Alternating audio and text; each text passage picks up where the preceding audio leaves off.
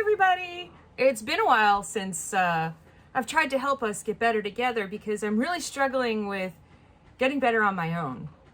That's not working out real good. But the one thing I do know is that when I share my struggles publicly, it helps people out there who come across these videos.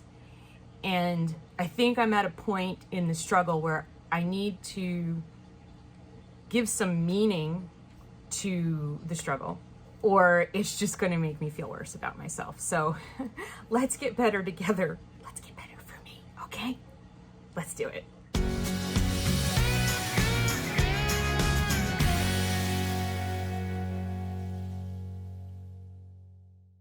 It's been,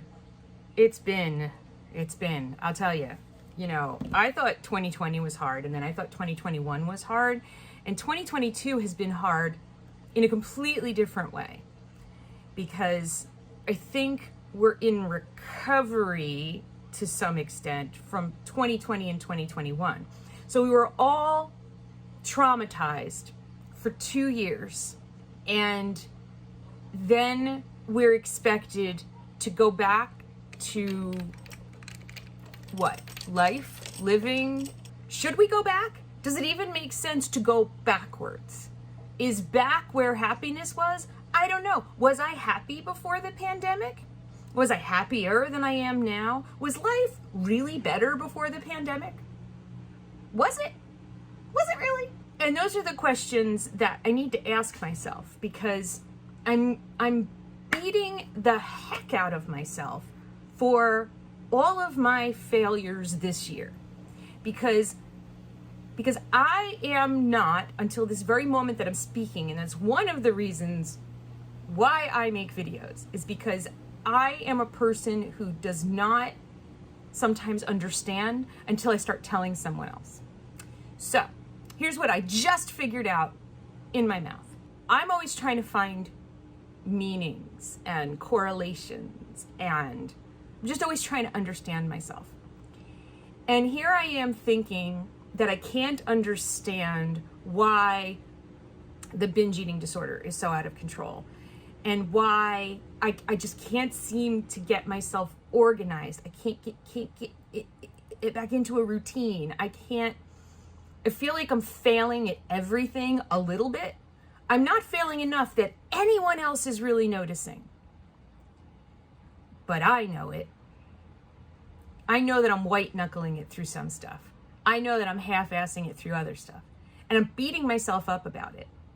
And on the one hand, I'm saying to myself, you cannot use the excuse of it's been a hard couple of years forever to excuse your poor choices and bad behavior. Bad behavior. Notice I labeled it bad. But at the same time, why can't I? We have just been through a tremendously traumatizing period in history. Things were already rough before the pandemic. Then we added the pandemic. A bunch of other horrible stuff has happened in the world over the last 2 years. I mean, horrible stuff is always happening. Great stuff is always happening. But we had like an extra helping. We had like a family-sized meal of horrible for a couple of years. And now, by the way, I am going to put on makeup as we're doing this. And now we're all supposed to be going back to normal, or finding a new normal is the other term that we're using, because we're like, well, the old normal, was that really good? No, not really. So we don't want to go back to that. Was normal ever good? No. Okay, so then we're like, well, we're going to find a new normal. And then you feel bad if you can't find one. You're like, I don't know right now if I can ever be normal again. I don't know that I ever was normal. So this illusion that somewhere out there is normal that I need to find, like I'm doing some sort of a quest in a video game. Find normal. Unlock the normal level. When is that ever going to happen? Was there ever really a normal? Was I okay before the pandemic? I don't even know anymore. I honestly don't know. I don't know how to measure okay versus not okay. I don't know why I'm trying to measure okay versus not okay, normal versus not normal, old normal versus new normal, pandemic normal. I don't know why I keep trying to classify everything. And maybe that's just a human instinct, is to label it. I don't know. You know, I was watching a documentary, and I think it was the one Fantastic Fungi, which is on Netflix. And one of the people they were speaking to, one of the scientists, talked about the development of language in humans and how just transformative that was, and why everything is like it the way it is now because we have language. And she said language is just a very complex form of synesthesia. And it blew my mind, because synesthesia, if you're not aware of what it is, synesthesia is, and I do have this to some extent with other things, like it's where your senses get mixed up. So you see a color, but you taste something. Or you hear a number and you see a color. There's a whole bunch of ways that our senses kind of cross-wire, and not everybody has it. And for some people it's very strong. And for me, it's like numbers and colors, words and physical feelings. But the fact that language is a form of synesthesia, what does that have to do with any of this? What it means is that when humans developed language, we have very complex language. When we developed language, we did some wiring in our brain that is really screwed up. And I think there's the language is a complex form of synesthesia, quote, and another one that popped up in my Instagram feed, which was, our brains are designed to keep us alive, not to keep us happy. Those two things kind of came across my desk, as we like to say, really close to each other. And I think I'm coming to a realization that is scaring me. At some point, maybe it'll give me comfort. But I think I'm never going to be okay. I don't think anyone is actually okay. I think that there is a way of being out there that I want to be, that no one actually is. Can you live in the normal world and have peace of mind, joy, freedom from suffering? I don't think so. I think I need to redefine entirely in my mind what I think I'm supposed to be, and how I'm supposed to feel, and how I'm supposed to experience life. Because I keep thinking that somehow I'm doing it wrong, or I'm missing out on something, because I'm not happy, I'm screwing up all the time, I've got a bunch of issues, and I think that I'm just human. Actually, I'm starting to figure out that maybe there's nothing wrong with me. Maybe I'm just alive. Maybe this is just what it is. So what do I do with that information? You're asking me? I don't know. I think that we all are measuring ourselves against realities that don't exist. I don't think that anyone is the way I think that we're supposed to be. You know, I have faith, and I believe in a higher power, and I believe to some point in intellectual design or intelligent design, and I tend to try to find order and meaning in everything. But I think there isn't really a lot of order to how we function. I'm starting to think that, you know, we have not evolved to our final forms yet, which means that I'm always going to be a half-assed Pokemon that's going to lose battles. You know, I want to be OP, right? I want to be overpowered. I want to be legendary. I want to be nearly invincible. And I don't think anybody is. And while you would think that this line of philosophy that I'm coming to as we're speaking right now would depress the crap out of me. And you're thinking, I need to stop listening to her because I'm getting depressed. I actually find it liberating because maybe I am doing the best I can. Maybe I'm not screwing up. Maybe I'm just being human, which does not excuse anything. It just helps to explain it. And I feel less shame and guilt about it because this is not a situation unique to me. This is my behaviors, my struggles, my dark thoughts, my wacky thoughts. I think everybody's right there with me. I think we're all just human. I think we're all just screwing up. I think we're all just trying to figure out things that don't have a solution. And so then it's like banging your head against the wall. It's like trying to solve an unsolvable equation, which I'm not a mathematician, so I don't know what that is. I don't know. Like trying to sing an unsingable song, write an unwritable sentence. I don't know. I think we're trying to do something that we think we should be able to do. But the reality is that nobody can actually do it. And I think social media plays into this because we, on a much larger scale, see people who seem to be doing it, who seem to be understanding it, who seem to be getting it, who seem to have all the answers, who seem to be living life better than we are. Or, they're screwing up less than we are. They seem to have a better control on how this whole life thing and being human works. And that's because that's only what they show us. I could do that. I could totally alter the way I do my social media to make it look like I've always got my shit together. Because there's people that I meet who are still, I'm like, you obviously don't follow me on Instagram. You don't see me in my pajamas in the morning going, I can't. I meet people who are surprised. And they're like, wait, you have this company and everything. I'm like, yeah, I'm a shit show.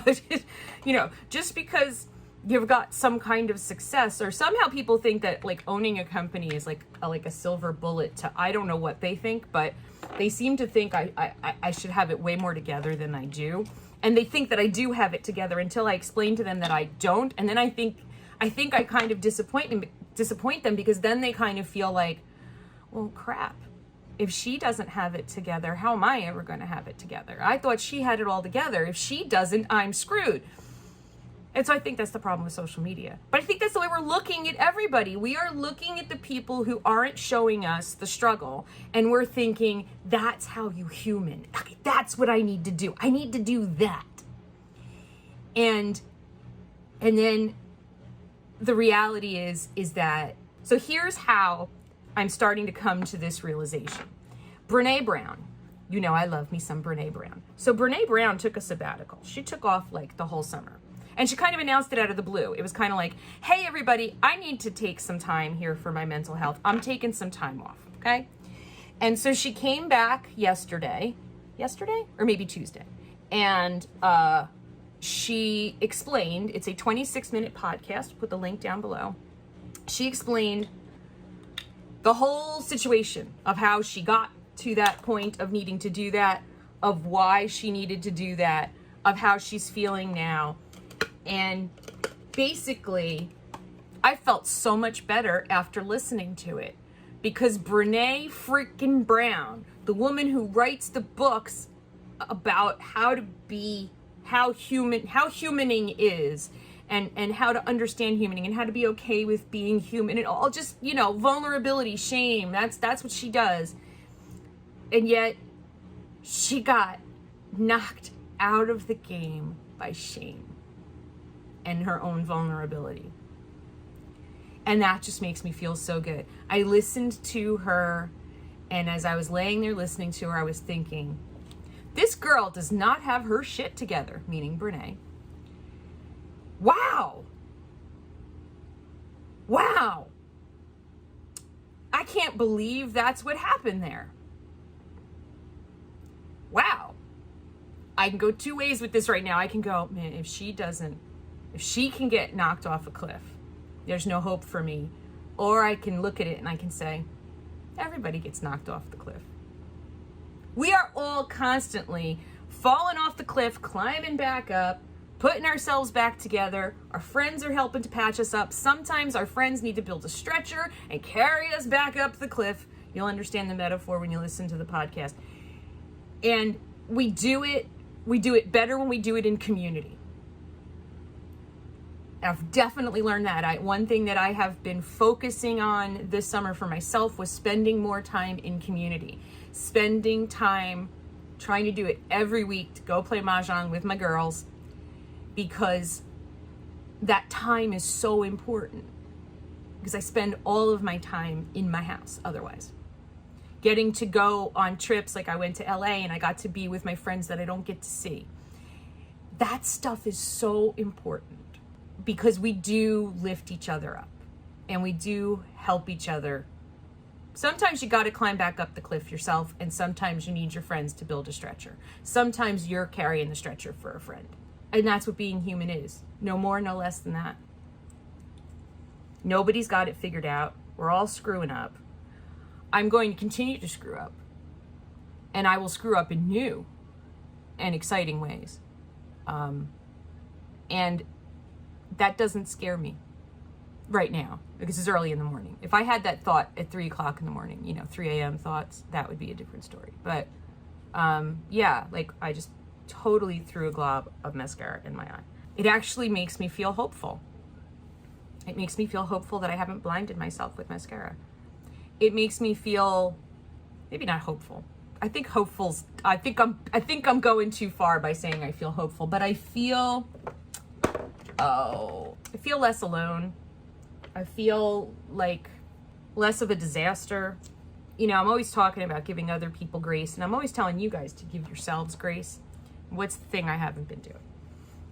Because I feel like, if I give myself grace, I'm excusing my bad behavior, and I'm only going to get, I'm going to get worse. No, not necessarily.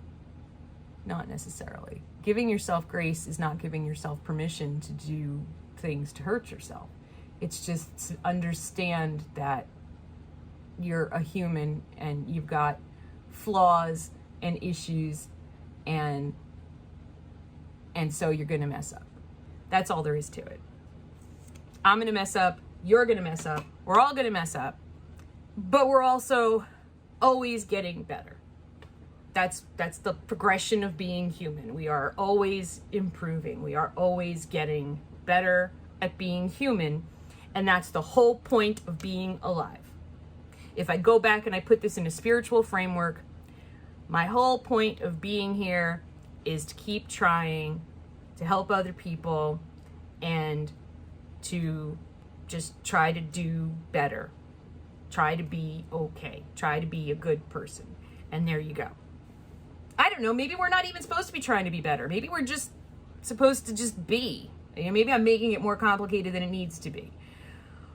But the one thing I know right now in my heart, it rings so true to me, is that if you feel like I do and you are disappointed in yourself and you're not where you think you should be and you're ashamed of yourself and you're beating yourself up for continually falling down and screwing up and not keeping the promises that you make to yourself and others, and you're really hating on yourself for it, I think I need to let go of that.